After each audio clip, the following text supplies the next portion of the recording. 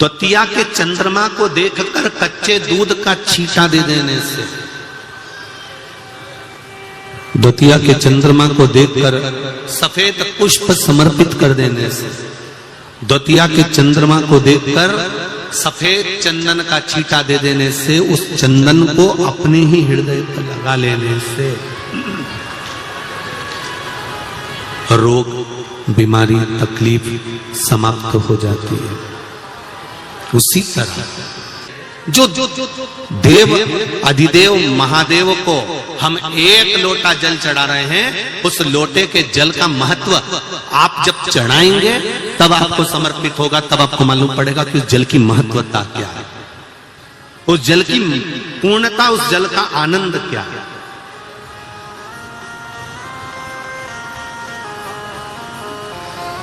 हाँ, दुख आता है, तकलीफ आती है, कष्ट आता है, ये उसी में का हाल है। जैसे तुम यहां से निकल कर जाओ, आगे एक चौराहा आ जाएगा, उस चौराहे पे बत्ती लगी रहती है, लाल और हरी। बोलो लगी है कि नहीं लगी है? जब लाल बत्ती होती है तो गाड़ी को, अरे बोलो तो जम के, रोकना पड़ता है। हरी बत्ती हुई, लाइन क्लियर, चले जाओ। उसी तरह जीवन में दुख आता है, तकलीफ आती है, कष्ट आता है, बीमारी आती है, रोग आता है, थोड़ी तकलीफें बढ़ जाती है, तो थोड़ा सा रुको, थोड़ा थामो। यही समझ लो कि मंजिल तक पहुंचना है और थोड़ा कष्ट आ गया है तो परमात्मा के यहां की लाल बत्ती खड़ी हो गई है, थोड़ी देर रुक लो। यदि थोड़ा तुम रुक जाओगे, थोड़ा तुम रुकोगे, तो ये निश्चित है कि थोड़ी देर गाड़ी खड़ी रहेगी, उसके बाद में लाल बत्ती के बाद में फिर वापिस, जम के बोलो, वापिस हरी बत्ती आ ही जाएगी। तो उसी तरह थोड़ा सब्र करो, थोड़ा धैर्य रखो, थोड़ा सा रुक कर अपने जीवन को, ये नहीं कि मैंने तो भगवान शंकर को एक लोटा जल चढ़ाया था, मेरी तो समस्या ही समाप्त नहीं हुई, मैंने तो पशुपति व्रत करा था, मेरी तो समस्या ही समाप्त नहीं हुई। उसने 3 व्रत कर लिए तो शंकर जी ने 3 ही दे दिए। ले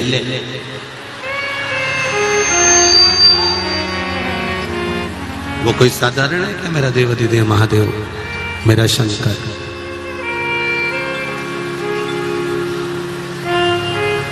थोड़ा रुकना पड़ेगा, थोड़ा। अगर दुख है, तकलीफ है, कष्ट है, रोग है, बीमारी है, कोई दुख बड़ा आ गया है, तो थोड़ा सा रुको। हरी बत्ती हो जाए तब गाड़ी को आगे ले जाओ। दुख आ गया है तो थोड़ा सा संभलो, कष्ट आ गया है थोड़ा संभलो, थोड़ी तकलीफें आ गई हैं, थोड़ा सा संभलो, भटकना मती।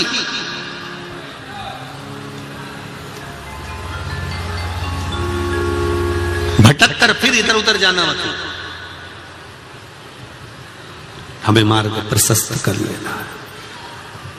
थोड़ा तकलीफ जरूर आएगी, कष्ट जरूर आएगा, तकलीफें आती हैं, मानव जीवन है। जीवन में एक बात याद रखना, यदि जिस दिन तुम्हारे मन में यह भाव आ जाए कि मेरी दशा सुधर नहीं रही है, उस दिन थोड़े से जल में जरा सा, या तो गन्ने का रस हो या गुड़ हो, कुछ भी थोड़ा सा घोल कर यदि शिव को समर्पित करने के बाद शुद्ध जल यतिनाथ के नाम से चढ़ाया जाता है, तो वो जल अमृत बन जाता है।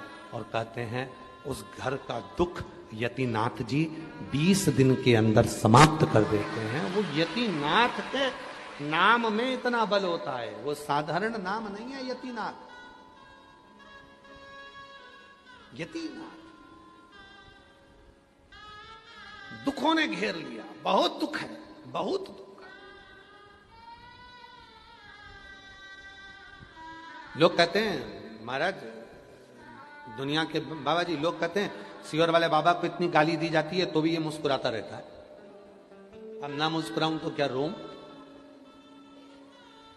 कैसी और वाला बाबा, जब देखो जब लोग हैं तो ताना कसते हैं, कोई इनका पुतला जला देता है, कोई इनको गाली दे देता है, कोई इनको अपशब्द कर देता है, कोई आड़ा टेढ़ा बोल देता है। मिंटू भैया फिर भी इस व्यासपीठ की गरिमा कहती है कि इस व्यासपीठ से हटकर कभी ना तो बोला है और ना कभी बोलूंगा। आज वाराणसी की पवित्र धरा पर ना कभी बोला है और ना कभी बोलूंगा। जो पढ़ूंगा वही बोलूंगा, जो पढ़ूंगा। 18 पुराण, 6 शास्त्र, 18 उप पुराण, जितने पुराण है उसके उप पुराण भी हैं। जैसे शिव पुराण है तो शिव पुराण का उप पुराण है, श्रीमद् भागवत पुराण है तो भागवत पुराण का उप पुराण है। 6 शास्त्र, 18 पुराण, उप पुराण, वेद और जितने भी ग्रंथ हैं उन सबका अध्ययन कर कर जो निचोड़ निकलेगा वही शिव पुराण के माध्यम से आपको दिया जाएगा, उसी के माध्यम। और लोग कहते हैं कि सियोर वाला बाबा को इतना लोग ताना देते हैं, आए दिन कोई ना कोई कमेंट्स करता रहता है, व्हाट्सएप पे डालता रहता है, फेसबुक पे डालता रहता है, दिन भर लोग ताना देते रहते हैं, तो भी ये मुस्कुराता रहता है। उसके मुस्कुराने का कारण केवल इतना है कि केवल हम आपको नहीं बताते कि ऐसा करने से ऐसा होगा, उसका अनुभव हम खुद भी करते हैं। जब हम सीहोर रहते हैं या कहीं पर भी रहते हैं, उसका स्मरण कर कर हम उसका साधना करना प्रारंभ कर देते हैं। जब लगता है कि दुखी हैं भीतर से, लगता है कि कोई तकलीफ है, तब यतिनाथ का नाम लेकर गुड़ का पानी घोलकर शिव जी को थोड़ा सा समर्पित कर देते हैं। पूरा दुख, पूरा कष्ट क्षण भर में समाप्त हो जाता है, चेहरे पे फिर वही प्रसन्नता आ जाती है। यतिनाथ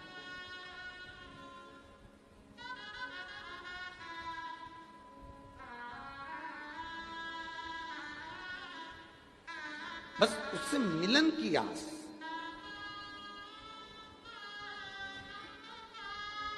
थोड़ा सा जल। अब आजकल के लोग क्या करते हैं, वो उसको पूरी बात सुनते नहीं है और वो क्या करते हैं कि लोटा भरकर जल घोल लिया, उसमें इतना सारा गुड़ घोल लिया, पूरा चढ़ा दिया। ना ना ना, इतना सा कटोरी में जल हो, थोड़ा सा तिनका मात्र का गुड़ हो, घुल गया, चढ़ा दिया।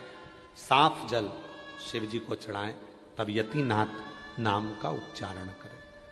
यतिनाथ नाम का उच्चारण करोगे तो ये आपके जितने भी क्लेश हैं, जितने भी दुख हैं, जितनी भी तकलीफें हैं, वो 20 दिन के अंदर समाप्त हो जाती है। 20 दिन। और इसका संभव प्रैक्टिकल जरूर करें, प्रैक्टिकल जरूर। बिना प्रैक्टिकल के ना रहें, प्रैक्टिकल जरूर करें। कहीं सियोर वाला बाबा झूठ बोलकर तो नहीं गया है। हमने जो शास्त्रों में पढ़ा, हमने जो शास्त्रों में सुना, उसका अध्ययन, उसका स्मरण। कौन सा नाम है? जम के बोलो, यतिनाथ। ये यतिनाथ नाम का उच्चारण ही सुख दे देता है। और बहुत ध्यान देना महाराज, जिस नारी के गर्भाशय में अगर गट्ठान हो जाए, बच्चादानी में कोई प्रॉब्लम हो जाए और गर्भाशय में डॉक्टर बोले कि इसका बड़ा ऑपरेशन कराना पड़ेगा, या गर्भाशय में कोई तकलीफ ज्यादा ही हो गई है, या किसी रूप में पुरुष या स्त्री या बच्चे या बड़ों के उधर नाभि से नीचे हर्निया से जुड़ी हुई कोई प्रॉब्लम हो गई है, तो भी अरण्यानी देवी का स्मरण करने से, यहां तक यदि गर्भाशय की प्रॉब्लम है या पुरुष या स्त्री में हर्निया से जुड़ी हुई भी कोई प्रॉब्लम है, तो थोड़ा ध्यान देंगे। 7 बेलपत्र इस तरह से लीजिए।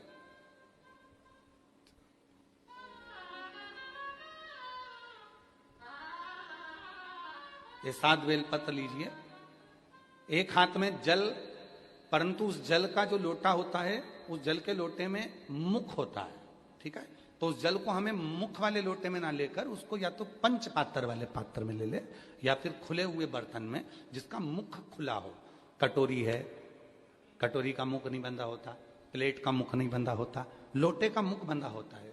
लोटा का मुख ऊपर से बंधा होता है, मतलब बंधा मतलब लोटा ऐसा आगे जाके सक्रिय हो जाता है, नीचे से छोड़ा हो जाता है। खुला हुआ प्लेट ले ले, कटोरी ले लें। और जिसको भी बच्चादानी में कोई प्रॉब्लम है, बड़े ऑपरेशन का डॉक्टर बोल रहा है, कोई गर्भाशय में प्रॉब्लम हो गई, कोई हर्निया से जुड़ी हुई प्रॉब्लम हो गई, तो अरण्यानी देवी का नाम लेकर 7 बेलपत्र को आगे रखकर शिवजी पर उस जल को 7 बार, भले 2-2 बूंद चढ़े चाहे 4-4 बूंद चढ़े, वो 7 बार अरण्यानी देवी का नाम लेकर यदि वो जल चढ़ाया जाता है, 7 बेलपत्र को वापस लाया जाता है, उठाया हुआ जल नंदी के पास बैठकर आचमन किया जाता है और एक एक बेलपत्र को 7 दिन तक रोज एक एक खाया जाता है।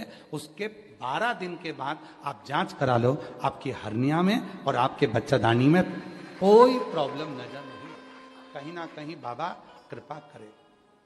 और अगर आती भी है तो डॉक्टर का साथ में दवाइयां भी लेना है, इलाज भी कराना है। हमने एक बात पहले भी कही थी, डॉक्टर शिव का एक रूप है। ये नहीं कि हम ये कर रहे हैं तो डॉक्टर की दवा ना लें, डॉक्टर की भी दवा लें, डॉक्टर को शिव मानकर, पर उसके साथ में मां अरण्यानी देवी का स्मरण भी कर। कल बाबा जी कह रहे थे कि एक बेलपत्र में वो औषधि है। और बाबा जी जब से लोगों ने बेलपत्र खाना चालू करी, रुद्राक्ष का पानी पीना चालू करा, तब से रिसर्च सेंटरों में रिसर्च हो रहा है कि इस बेलपत्र में ऐसा क्या है, रुद्राक्ष में ऐसा क्या है कि रुद्राक्ष के जल से लोग ठीक हो जाते, बेलपत्र के सेवन से। फिर से बोलो एक बार, कौन सी देवी है? अरण्यानी देवी। और अगर इस देवी का दर्शन करना है तो कहां जाना पड़ेगा अपने को? बिहार के भोजपुर में अरण्या देवी का मंदिर है। कौन से कपड़े पहनती है माता? वृक्ष के पत्तों के। कौन से वस्त्र धारण करती है माता? वृक्ष की छालों के। माता कौन सा आभूषण पहनती है? वृक्ष के फूल के, पुष्प के। अरण्य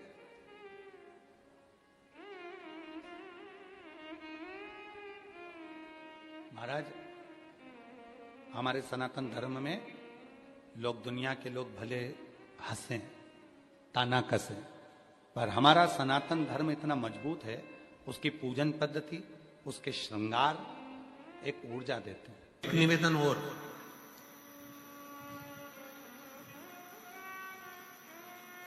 आप यदि कोई कार्य के लिए निकल रहे हो,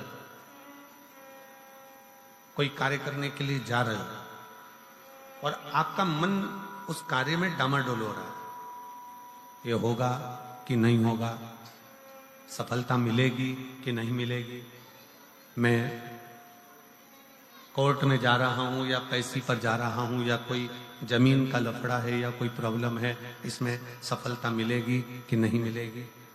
जब आपके 2 मन, और ऐसा तो संसार में कोई जन्मा ही नहीं जिसके 2 मन ना हो। घर से कथा सुनने निकलते हो तो 2 मन हो जाते हैं, आज पीली साड़ी पहन के जाऊं कि नीली पहन कर जाऊं, 2 मन जब भी हो जाते हैं। भोजन करने बैठते हो तो भी 2 मन हो जाते हैं, दाल खाऊं कि गोभी की सब्जी से पहला टुकड़ा खाऊं।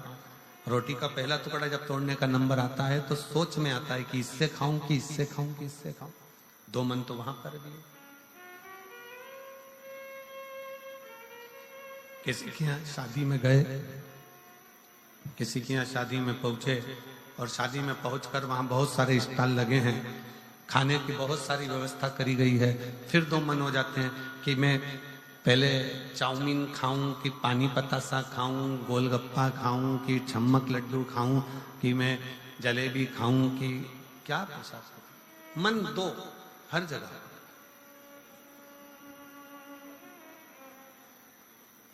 और ऐसा नहीं है कि मन 2 नहीं होते, मन विचलितता देते। और शिव महापुराण की कथा कहती है कि कभी भी अगर कोई फॉर्म भर रहे हो, कोई एग्जाम दे रहे हो, कोई कंपटीशन एग्जाम में बैठे हो, या मेरे बेटे बेटी 10th और 12th का यदि एग्जाम दे रहे हैं, तो अपना 2 मन मत करो, तुम एक मन बनाओ कि मैं इस एग्जाम में बैठ रही हूं और मेरा विश्वास कहता है कि मैं शंकर पर पूरा भरोसा करती हूं और मैंने रात दिन पढ़ाई करी है तो मैं पास होकर मानूंगी, तो वो पास होकर ही मानूंगी।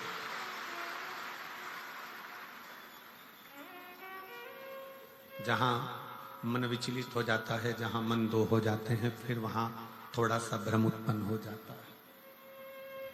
फिर थोड़ा सा भ्रम उत्पन्न हो सकता है। पर जब आपने एक विचार कर लिया कि मुझे सफलता मिलेगी, तो ये निश्चित है कि दुनिया में कोई ऐसा पैदा नहीं हुआ कि आपकी सफलता को रोक दे, आप आगे बढ़कर ही रहो। और एक निवेदन और है, मान लो किसी कारणवश सफलता नहीं मिली और आप सफल नहीं हुए, तो चिंता मत करना, चिंता करने की जरूरत नहीं है। एक बार अगर एग्जाम दिया, एक बार अगर अपन फील्ड में उतरे और एक बार में सफलता नहीं मिली, तो चिंता मत करो। ये मत सोचो कि पीछे हट गए।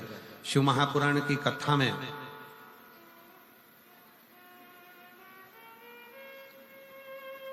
वन के अंदर भगवान शंकर अर्जुन को ज्ञान उपदेश दिए थे। जिस समय पर एक सुअर, जंगली सुअर भागता जा रहा था, और उस समय पर जब बाण छोड़ा गया था, तब भगवान शंकर ने अर्जुन को उपदेश दिया कि अर्जुन,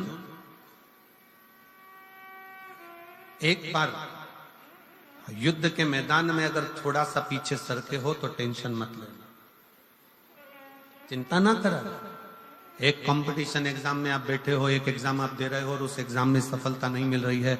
आपने एक बार परीक्षा दी, एक बार आपने नीट की तैयारी करी, एक बार आपने सीए की तैयारी करी, एक बार आपने अन्य तैयारियां करी और उसमें आपको सफलता नहीं मिली और आप उसमें उत्तीर्ण नहीं हुए और आपने मन दुखी कर लिया। अब मैं तो बताओ आगे ही नहीं बढ़ पाया। चिंता ना करें, भगवान शंकर का ये संवाद जो उन्होंने युद्ध के पहले अर्जुन को दिया है, एक सुअर को मारते समय, एक जंगली सुअर को मारते समय भगवान शंकर ने उपदेश दिया था, अर्जुन तीर को बहुत दूर भेजना है ना, तो तीर को थोड़ा सा पीछे खींचना पड़ेगा। उसी तरह यदि एक बार तुम्हें सफलता नहीं मिली, एक बार तुम उत्तीर्ण नहीं हुए, तो ये मत सोचना कि तुम उत्तीर्ण नहीं हो गए। भगवान शंकर ने तुम्हें लंबी दूर फेंकना चाहते थे, इसलिए तुम्हें थोड़ा सा पीछे खींच लिया है और जमकर फेंका। शिव ने, आपने बहुत मेहनत करी, आपने बहुत परिश्रम करा, आपने दुनिया के लिए सब कुछ करा हो, और मान लो उसके बाद भी आपके जीवन में अगर तकलीफ आकर खड़ी हो गई, मान लो कहीं ना कहीं दुख आकर खड़ा हो गया, मान लो आप उस एग्जाम में, उस कंपटीशन में आप आगे नहीं निकल पाए, समझ लेना कि मेरे तारा बाबा ने, मेरे तारकेश्वर महादेव ने, मेरे कुबेर भंडारी ने आपके लिए कुछ अच्छा सोच कर रखा है, इसलिए वो पीछे खींचा है। और पीछे खींचा है इसका मतलब ये मत समझना कि तुम्हें पीछे रख दिया है। उसने तो अभी तुम्हें धनुष पर चढ़ाया है, और चढ़ाने के बाद मेरा शंकर जब छोड़ेगा तो फिर इतना आगे निकल जाओगे कि दुनिया तुमको देखती रह जाएगी कि तुम किस मंजिल तक पहुंचे। वो पीछे खींचता है, वो पीछे खींच रहा होता है।